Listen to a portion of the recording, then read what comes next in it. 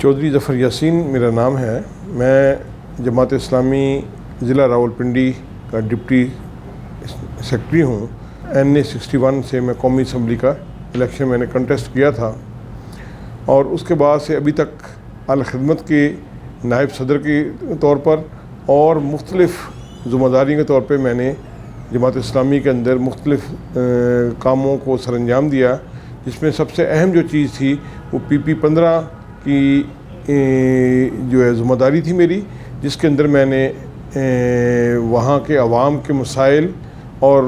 وہاں کے جو لوگوں کے ساتھ پیش آنے والی مختلف معاملات جو تھے اس کو میں بہت گہرائی سے میں نے دیکھا۔ اگر دیکھا جائے تو NA61 بنیادی طور پر راولپنڈی کینٹ کا علاقہ ہے، جس کے اندر 2 کنٹرول بورڈ آتے ہیں، راولپنڈی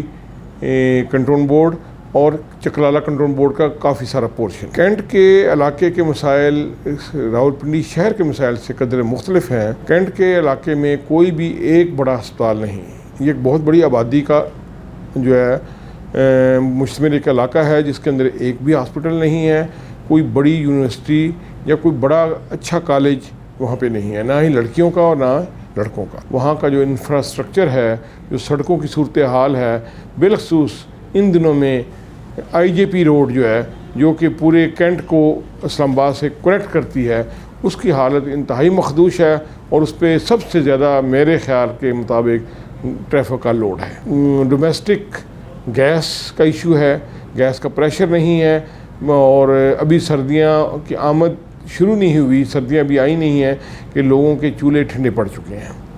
اور اس کے علاوہ جو بجلی کا انفراسٹرکچر ہے وہ بھی انتہائی مخدوش ہے۔ میں سمجھتا ہوں کہ جی بنیادی طور پہ کنٹرول بورڈ کا جو لا ہے اس کے میں کچھ امینڈمنٹ کی ضرورت ہے۔ اس میں کوئی شک نہیں کہ جمہوریت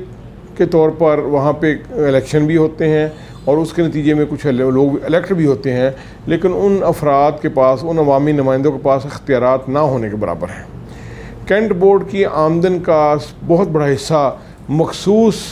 علاقوں پہ صرف ہو جاتا ہے، جبکہ کینٹ بورڈ کے جو لوگ ٹیکس دے رہے ہوتے ہیں ان کے آبادی جو ہے اس پر کوئی ڈیولپمنٹ کا اس طرح کام نہیں ہوتا۔ میں سمجھتا ہوں کہ قانون سازی ہونی چاہیے، کینٹ کے اندر رہنے والے لوگوں کو بھی اتنا ہی حق اور اتنا ہی بات کرنے کا موقع ملنا چاہیے، لیکن ہر 2 صورتوں کے اندر کینٹ کے عوام کسی بھی قسم کے ترقیاتی کام سے محروم ہیں۔ میں سمجھتا ہوں اس موقع پر جماعت اسلامی کا یہ فرض بنتا ہے اور جماعت اسلامی